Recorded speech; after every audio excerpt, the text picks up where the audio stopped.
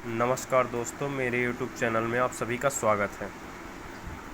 आज हम बात करेंगे स्टोइंग के बारे में। फिर से स्टोइंग, अच्छी स्टोइंग की आवश्यकताएं और स्टोइंग किस प्रकार से होती है। तो सबसे पहले अच्छी स्टोइंग की आवश्यकताएं। अच्छी स्टोइंग के लिए क्या क्या आवश्यकताएं हैं। अच्छी स्टोइंग के लिए यह पक्का कर लेना चाहिए कि स्टोइंग अच्छी तरह से रुकावट कहीं भी ना हो। मतलब मेरे कहने का मतलब ये है, कहीं से भी किसी भी स्थान से रुकावट ना हो। यदि आप अच्छी स्टोइंग कर रहे हैं तो बीच में कोई प्रावधान ना आए, कोई दुविधा ना आए। ठीक है ना दोस्तों। इसके लिए स्टोइंग में सबसे पहले पाइप जहां अपन बसाते हैं, जहां हमको स्टोइंग करनी है, वहां पानी भेजकर हमको यह कंफर्म कर लेना चाहिए कि सही तरह से स्टोइंग होने वाली है कि नहीं होने वाली। सही तरह से वहाँ पानी पहुँच रहा है, तथा उस पानी को पहुँचाने के बाद उस स्थान को साफ़ सफाई कर देनी चाहिए। तो साफ़ सफाई वहाँ पे कर लेना चाहिए, जिससे हम समझ जाएंगे कि हमारा पानी अच्छी तरह से पहुँच रहा है। ठीक है ना। सेकंड क्या है अपना, कि हमारे बीच में कोई भी रुकावट ना हो। जिस प्रकार से बिछी हुई हमारी जो हाइड्रोलिक पाइप रहती है, उसमें रुकावट ना आए। यदि उसमें रुकावट आएगी तो हमारी स्टोइंग अच्छी तरह से नहीं होने पाएगी। इसीलिए स्टोइंग पाइप अच्छी तरह से बिछी होनी चाहिए, तथा उसमें कोई भी लीकेज ना हो। इसमें कोई भी लीकेज ना हो। अब स्टोइंग अपना जो है, स्टोइंग में रेंज का LH जो रेशियो हो 7:7:1 के अंतर्गत होना चाहिए। मैक्सिमम तो 10:1 के अंतर्गत होना चाहिए, तो 7:1 के अंतर्गत होना चाहिए। और थर्ड है, हमारा जो मिश्रण है बालू और पानी का, जो हम हाइड्रोलिक द्वारा स्टोइंग करते हैं, वह मिश्रण अच्छी तरह होना चाहिए, जिससे हमें बड़े कण या ऐसे कोई भी ऐसी प्रॉब्लम ना आए कि जो पाइप में बीच में फंस जाए। तो उसका मिश्रण एक हवा के तौर पर अच्छी तरह होना चाहिए। ठीक है ना। फुल बोल मिश्रण होना चाहिए, जिससे फ्लो में वो वहाँ तक पहुँच जाए। पाइप का जो यदि उसमें बैंड लगा है, यदि उसमें ऐसा कुछ है कि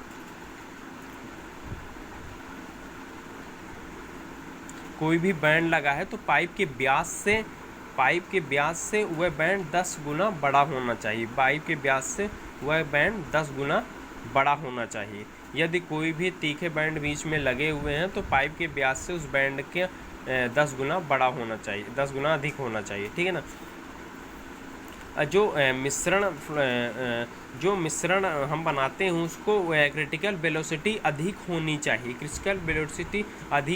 क्योंकि क्रिटिकल वेलोसिटी वह रफ्तार है जिसके कम होने पर बालू पानी को छोड़कर उसी स्थान पर जमने लगेगा। तो इसीलिए वो इस क्रिटिकल वेलोसिटी अधिक होनी चाहिए।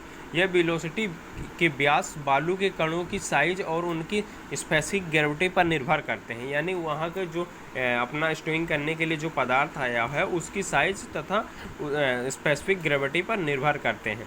ठीक है ना। उसके हिसाब से और सेवन क्या है अपना, कि सतह पर मिक्सिंग प्लांट जो है, जहाँ पे हम लोग मिक्स करते हैं, वहाँ पे टेलीफोन कनेक्शन तथा अंडरग्राउंड जहाँ पे हमको स्टोरिंग करना है, वहाँ पे टेलीफोन कनेक्शन अच्छी तरह होना चाहिए, जिससे कि हम वहाँ से वहाँ तक का अगर इन्फॉर्म करना चाहें, सूचित करना चाहें, मिश्रण सही तरह से हो गया है, यदि अब स्टोइंग ख़त्म होने वाली है, तो वहाँ पे बंद किया जा सके।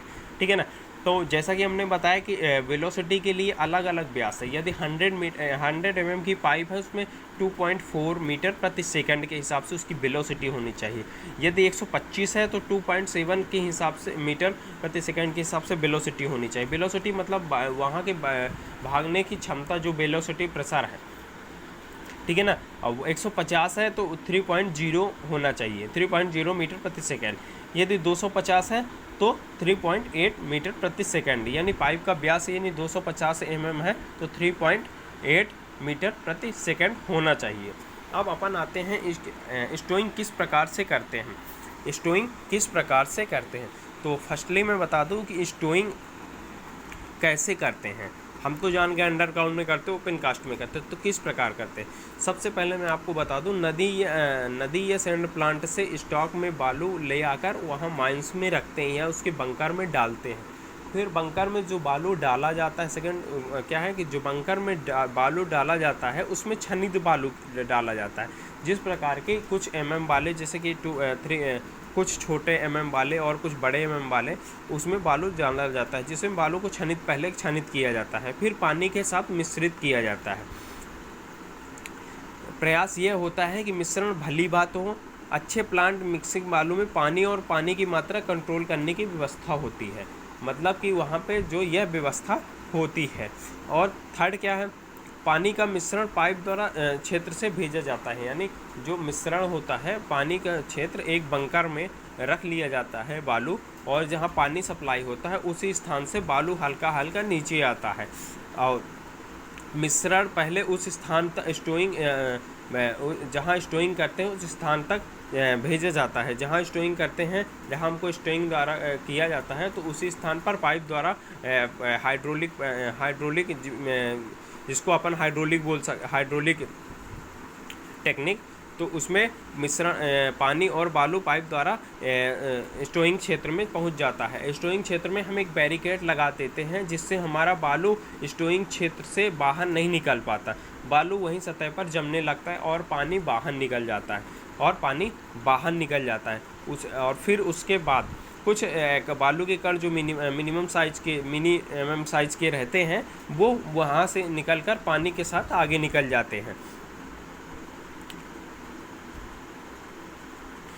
जैसे कि अब बालू वहाँ पे जहाँ पे स्टोइंग कर रहे हैं, तो बालू अब भर रही है, तो वहाँ पे हम पाइप का टुकड़ा, यानी जो हमारा मेन जो जहाँ से निकल रही है उस स्थान, उससे हम टुकड़ा हटा भी सकते हैं, जिससे हमारी स्टोइंग अच्छी तरह से हो।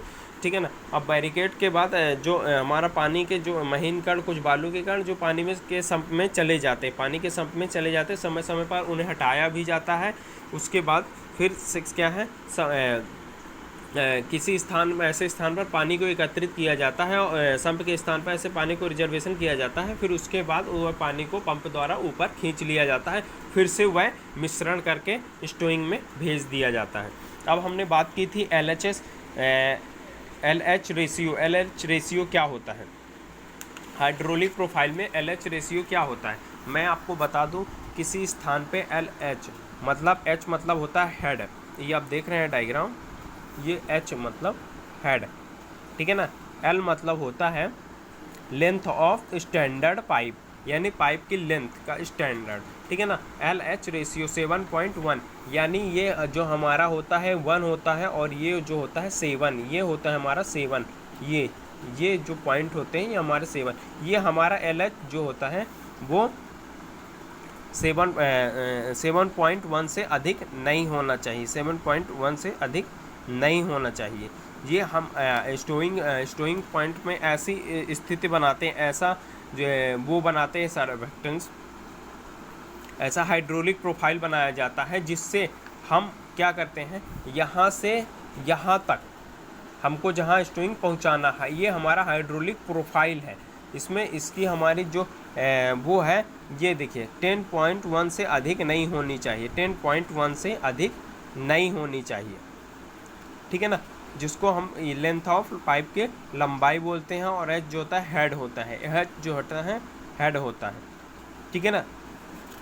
जो हमारा ये है LH रेशियो, लेंथ ऑफ जो हमारा होता है, लेंथ ऑफ 10 और 0.1 से अधिक नहीं होना चाहिए। यदि आप उस माइंस में और अच्छा हाइड्रोलिक प्रोफाइल बन सकता है, यदि डायरेक्ट हो सकता है, तो वहाँ से यहाँ तक डायरेक्ट किया जा सकता है। उसमें क्या होता है कि उसमें कोई भी दुविधा पाइप के अंदर नहीं आती है, पाइप को मोड़ने में बैंड नहीं लगाया जाता, जिससे हमारा स्टोइंग बहुत अच्छी तरीके से हो जाता है। अब अपन आते हैं हाइड्रोलिक स्टोइंग कैसे करते हैं। हाइड्रोलिक स्टोइंग कैसे करते हैं, जैसे अब मैंने आपको बता दिया कि ये बंकर हमने ले लिया, इस बंकर में हमने सैंड डाल लिया, इस बंकर में हमने क्या डाल लिया, सैंड डाल लिया, ये छोटे छोटे सैंड क्यूब है। उसके बाद हमने ये टैंक में वाटर रिजर्व किया है, ये देखिए ये टैंक में वाटर रिजर्व किया है। बंकर से हल्का हल्का ये यहाँ से हल्का हल्का हम ये डालते जाते हैं, और यहाँ से पानी जाता है, यहाँ पे ये मिक्सिंग होता है, यहाँ पे ये सैंडस्टोन मिक्सिंग होता है, सैंडस्टोन मिक्सिंग होता है। और ये पाइप के थ्रू अपने यहाँ पे हमने वो कर रहे हैं, स्टोइंग कर रहे हैं और यहाँ पे स्टोइंग कर रहे हैं। आप लोग देख रहे हैं ये हमारी पाइपलाइन है, ये देखें।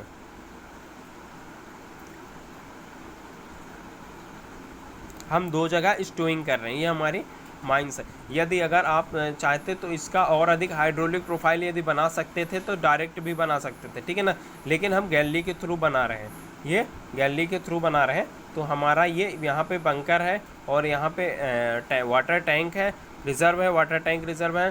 फिर यहाँ से पानी आ रहा है और यहाँ से सैंडस्टोन इसके मिक्सिंग हो रहा है, यहाँ पे मिक्सिंग हो रहा था और पानी के फ़्लो के तहत, पानी के फ़्लो के अनुसार ये चला जा रहा है। ये देखिए यहाँ पे सैंडस्टोन गोफ के अंदर जा रहा है, ये देखिए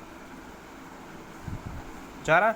उसी स्थान से हम नीचे लेवल में ये देखिए वाटर सम्प कर रहे हैं, वाटर सम्प रिजर्व कर रहे हैं। ये वाटर सम्प में आ रहा ना, ये देखिए वाटर सम्प, यहाँ पे वाटर रिजर्व कर रहे हैं। जो यहाँ पर हम यहाँ पे बैरिकेड लगा के, ये देखो बैरिकेड लगा हुआ है, ये बैरिकेड लगा हुआ है, बैरिकेड लगा के यहाँ पे सम्प कर रहे हैं। और यहाँ से फिर हम पानी को ऊपर की ओर, ये देखिए यहाँ से हम पानी को ऊपर की ओर खींच रहे हैं। यहाँ पे भी वाटर सम्प लगा हुआ है, ये देखिए जहाँ पे पानी रिजर्व होता है उस स्थान को वाटर सम्प बोलते हैं। यहाँ पे पानी, फिर यहाँ से फिर से पानी उसी स्थान पर चला जाता है, उसी स्थान पर यानी वाटर टैंक में चला जाता है, यानी ऊपर की ओर वाटर टैंक में चला जाता है।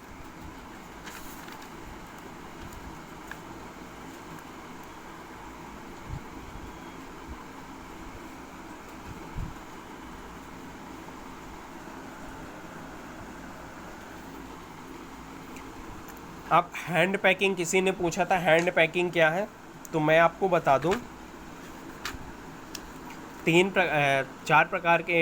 प्रकार की जो अपनी स्टोविंग होती है। पहला होता है श्रम शक्ति द्वारा, मशीनरी द्वारा और थर्ड होता है हाइड्रोलिक द्वारा।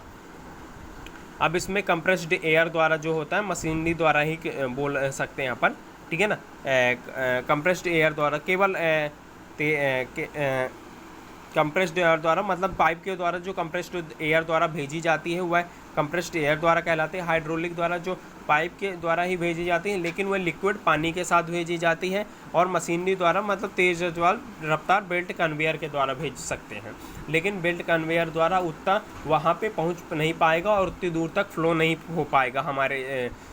तो ये हमारे और मैनुअली द्वारा क्या होता है, मैनुअली द्वारा क्या होता है कि श्रम जो होता है हैंड पैकिंग जो होता है उतनी दूर तक नहीं पहुंच पाता। यदि किसी स्थान पे ऐसी परिस्थिति आ जाती है कि हमारी पाइप में ज़्यादा मोड़ होने लगे हैं तो वहाँ पे हम हैंड पैकिंग कर सकते हैं, ठीक है ना दोस्तों।